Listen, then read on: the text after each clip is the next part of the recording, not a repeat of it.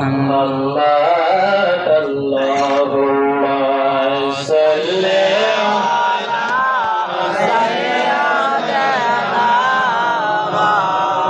লানা মুহাম্মদ ওয়া আলা আলি সাইয়্যিদিনা মাওলানা মুহাম্মদ। আলহামদুলিল্লাহ। আলহামদুলিল্লাহ। আমাকে আরেকটু সময় বেশি দিয়েছে। সবাই খুশি না দাদা? খুশি।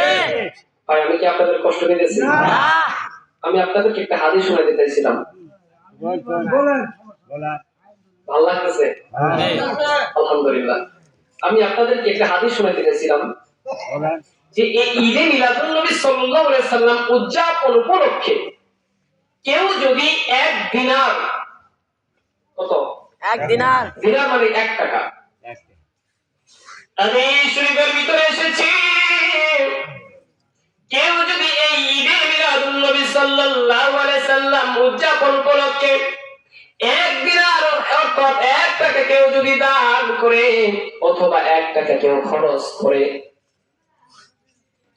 হাদিস শরীফের ভিতরে আছে কাল কিয়ামতের ময়দানে তিনি হযরত আবু বকর সিদ্দিক রাদিয়াল্লাহু তাআলা আনহুর সঙ্গে তিনি জান্নাতে যাবেন। সুবহানাল্লাহ।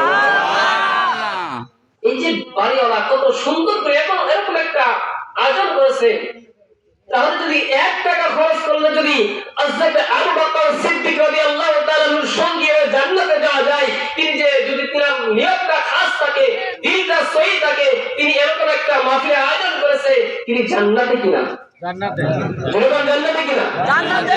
এখন উনি এত সুন্দর করে একটা স্টেজ সাজাইলো, আমরা কেউ আসলাম না, কথা বুঝেন? উনি এত কষ্ট করে অনেক টাকা পয়সা খরচ করে খাবার আয়োজন করলো, স্টেজ করলো, মাইক আনলো, বক্তা আনলো, কিন্তু আমরা শ্রোতারা কেউ আসলাম না।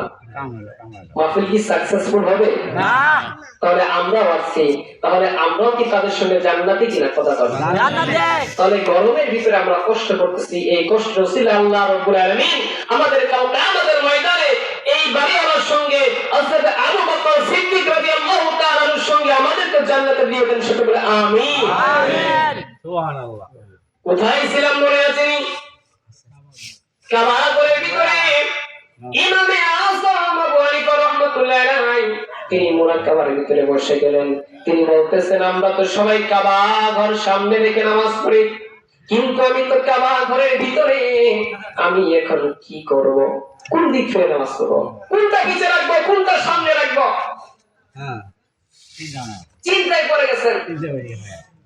এমন সময় যখন চিন্তায় পড়ে গেছেন, আমার নবী রাহমাতুল লিল আলামিন ইমামে আযম আবু হানিফা রাহমাতুল্লাহ আলাইহির সামনে চলে এসেছেন। সুবহানাল্লাহ। দেখো ইমামে আযম, তোমার কিসের চিন্তা? জুড়ে কন্যা মারহাবা। মারহাবা। তুমি কি নিয়ে ভাবতেছো? তুমি কাবা ঘরের ভিতরে 2 রাকাত নফল নামাজ পড়ার ইচ্ছা পোষণ করছো, আমি রাসূলকে সামনে রেখে তুমি নামাজ পড়ে চলে কন্যা। সুবহানাল্লাহ।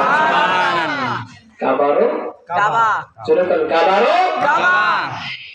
সেই রাসূল তিনি তার বাড়িতে নিয়ত করলেন তো আরজি করবেন আল্লাহর কাছে। ভাই তিনি আরজি করলেন কার কাছে? আল্লাহর কাছে। আমার রাসূল শুনছে, কথা কোন ঠিক কিনা? বন্ধুরা আমার, শুধু তাই নয়, হাদিস শরীফের ভিতরে, তিরমিজি শরীফের ভিতরে আছে, তো আমার আল্লাহ নবী সাল্লাল্লাহু আলাইহি সাল্লাম সাহাবীদেরকে ডাকবে বলতেছে, তোমরা কি জানো আমি যেরকম হাতটা যদি এইভাবে বাড়াই, আমার তালা হাতের তালটা যেমন আমার চোখের সামনে, পুরা দুনিয়াটা এইভাবে আমার চোখের সামনে। সুবহানাল্লাহ। আমি ইচ্ছা করলে সব দেখতে পারি,